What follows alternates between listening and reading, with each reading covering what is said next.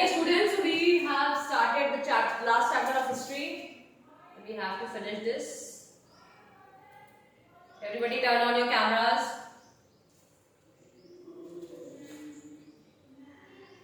Screen is shared with you all. Can you see the book? Yes, ma'am, we can have. Okay. So, I believe we were doing this Vatan Jagis, right? This we have done. Till here we have completed. We have to start this seizing independence. This is the new topic. And the third category, if you can remember, we were discussing about the three grounds on which the states were formed. So this was the third ground. The kind of people who were struggling against the Mughals and the Britishers, and those communities which were fighting, they have created their individual state. So number one was the Sikhs. The organization of the Sikhs into a political community during the 17th century held in regional state building in the Punjab. Several battles were fought by Guru Gobind Singh against the Rajput and Mughal rulers, both before and after the institution of the Khalsa in 1699. So in 1699, Khalsa Panth or Khalsa Way was established. Okay. After his death in 1708, the Khalsa rose in revolt against the Mughal authority under Banda Bahadur's leadership, declared their sovereign rule by striking coins in the name of Guru Nanak and Guru Gobind Singh, and established their own administration between the Satluj and the Jamuna. Banda Bahadur was captured in 1715 and executed in 1716. So, the first struggle started with Guru Gobind Singh. He established the Khalsa Panth in 1699. He got died in 1708. After his death, the Khalsa Panth started struggling against the Mughal authority, and the leader was Banda Bahadur. Okay, he declared himself after the Guru Gobind Singh that he is the sovereign ruler, and he was just a leader. He was struggling in the name of Guru Nanak and Guru Gobind Singh. And then he was captured in 1715 and executed in 1716. So these were the important names that you need to mark. Now, under a number of able leaders in the 18th century, the Sikhs organized themselves into a number of bands called Jathas and later on missals. So mark these two keywords. This is called Jathas and missals. Their combined forces were known as a Grand Army Dal Khalsa. The entire body used to meet at Amritsar at the time of Baisakhi and Diwali to take collective decisions known as resolutions of the Guru Matas. A system called Rakhi was introduced, offering protection to cultivators on the payment of a tax of 20% on the produce. So the system which was working under the Sikhs was Jathas and the missals. The Grand Army was known as Dal Khalsa. Their annual ritual to meet each other was on the day of Baisakhi and Diwali, and there they take collective decisions which was known as resolutions of the Guru Matas. Basically what you need to take care, the keywords what are written along with the name. And at that time, peasants or the farmers were giving 20% of the total produce to the Mughal authority.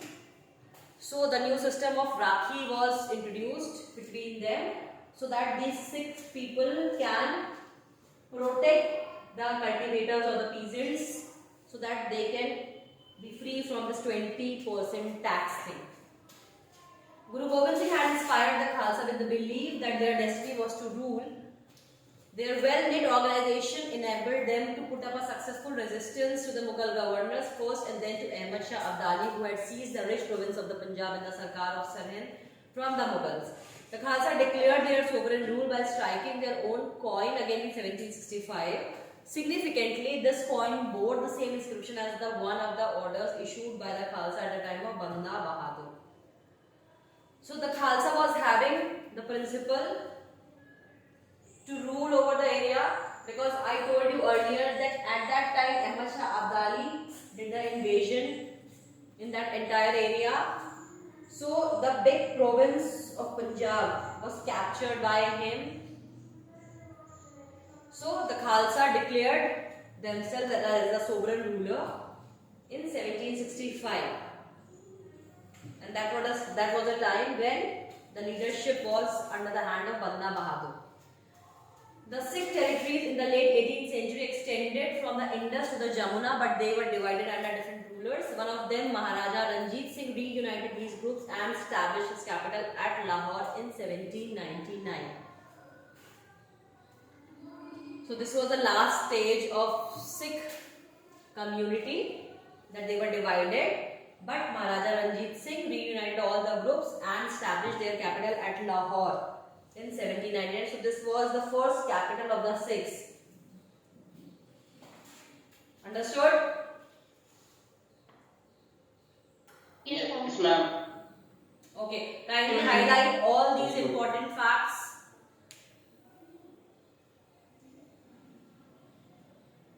The next community was the Marathas. The Maratha kingdom was another powerful regional kingdom to arise out of a sustained opposition to Mughal rule.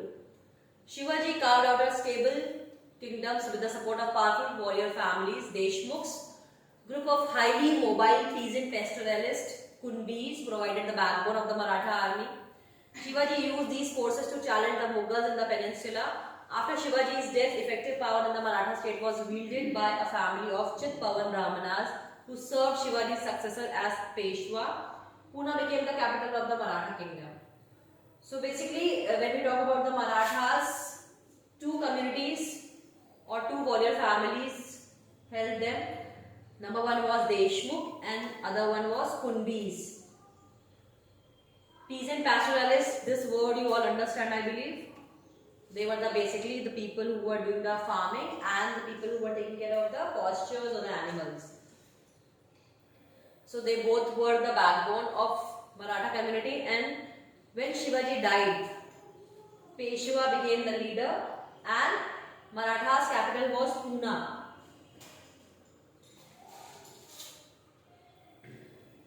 Under the Peshwas, the Marathas developed a very successful military organization. Their success lay in bypassing the fortified areas of the Mughals by raiding cities and by engaging Mughal armies in areas where their supply lines and reinforcements could be easily disturbed.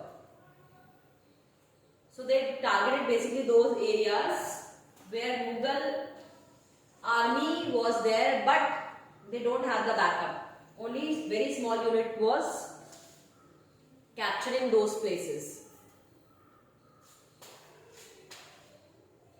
Now, between 1720 and 1761, the Maratha Empire expanded. It gradually chipped away at the authority of the Mughal Empire. Malwa and Gujarat were seized from the Mughals by the 1720s. By the 1730s, the Maratha king was recognized as the overlord of the entire Deccan Peninsula. He possessed the right to levy Chaut and Sardeshmukhi in the entire region. So after the enormous struggle, the area of Malwa and Gujarat was seized by the Marathas.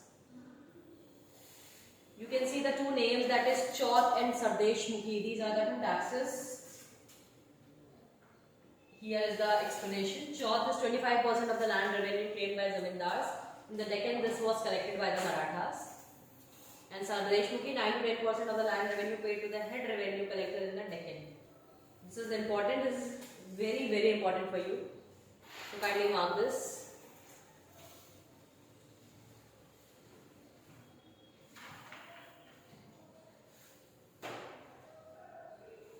After raiding Delhi in 1737, the frontiers of Maratha domination expanded rapidly into Rajasthan and the Punjab in the north, into Bengal and Odisha in the east, and into Karnataka and the Tamil and Telugu countries in the south. These were not formally included in the Maratha Empire, but were made to pay tribute as a way of accepting Maratha sovereignty. Expansion brought enormous resources, but it came at a price. This military campaigns also made other rulers hostile towards the Marathas. As a result, they were not inclined to support the Marathas during the Third Battle of Panipat in 1761. So basically, this was the time they started their expansion. So many places started giving tribute to the Maratha sovereignty, but some of them were not happy with this expansion, so they have not supported them at the time of Battle of Panipat, which held in 1761. Alongside endless military campaigns, the Marathas developed an effective administrative system as well. Once conquest had been completed and Maratha rule was secured, revenue demands were gradually introduced, taking local conditions into account. Agriculture was encouraged and trade revived. This allowed Maratha chiefs like Scindia of Gwalior, Gaikwad of Baroda and Bhosle of Nagpur the resources to raise powerful armies. So basically, the administration was taken care in the form of agriculture, and the trade which was ending up at the time of Mughal authority. So Maratha tried to revive it. So at that time, some of the names are there which were very powerful. Likewise, Scindia of Gwalior, Gaikwad of Baroda and Bhosle of Nagpur. Maratha campaigns into Malwa in the 1720s did not challenge the growth and prosperity of the cities in the region. Ujjain expanded under Scindia's patronage and Indore under Holkar's. By all accounts, these cities were large and prosperous and functioned as important commercial and cultural centers. So these names, basically Ujjain, Indore, these two cities were developed in commercial and cultural centers. New trade routes emerged within the areas controlled by the Marathas. The silk produced in the Chanderi region now found a new outlet in Pune.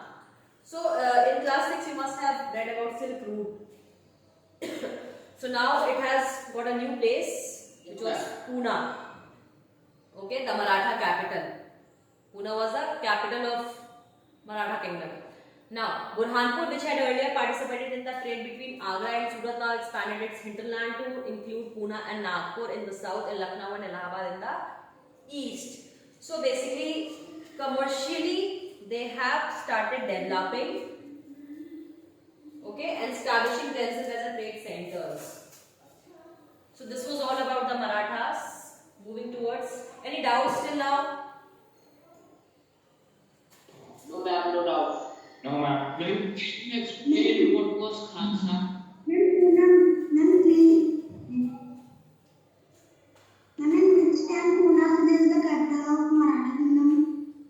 क्या बेटा?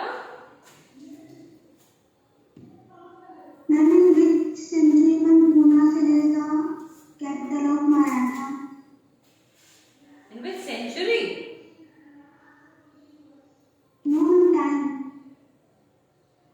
It is not mentioned here.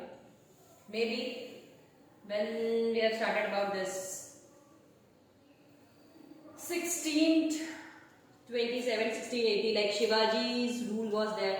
So basically Shivaji has made this capital. Okay. So within his tenure, some of the years, maybe, not sure. Okay. Next is the Jats. Like the other states, the Jats consolidated their power during the late 17th and 18th centuries. Under their leader Churaman, they acquired control over territories situated to the west of the city of Delhi, and by the 1680s they had begun dominating the region between the two imperial cities of Delhi and Agra. For a while they became the virtual custodians of the city of Agra. So as we know, Jats area, basically Jat community comes from Haryana. Okay, so initially they started struggling in the areas of Delhi and Agra. The Jats were prosperous agriculturists, and towns like Panipat and Ballabgarh became important trading centers in the areas dominated by them. These are the two important places, Panipat and Ballabgarh, which were the trading centers at that time. Under Surajmal, the kingdom of Bharatpur emerged as a strong state. बच्चों mark करते जाइए इसे. When Nadir Shah sacked Delhi in 1739, many of the city's notable took refuge there. His son Jawahir Shah had 30,000 troops of his own and hired another 20,000 Maratha and 15,000 Sikh troops to fight the Mughals.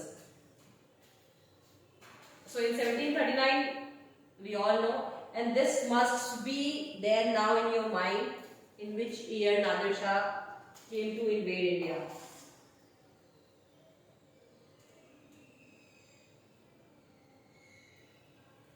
While the Bharatpur fort was built in a fairly traditional style, at Dik the Jats built an elaborate garden palace combining styles seen at Amber and Agra. Its buildings were modelled on architectural forms first associated with royalty under Shah Jahan. Okay, so important architecture was found in Bharatpur fort, and along with that, similarly Jats has also built elaborate garden palaces. Garden palaces we have seen in the previous chapter. Remember, we have seen about the Agra Garden Palace. Yes, ma'am. Okay.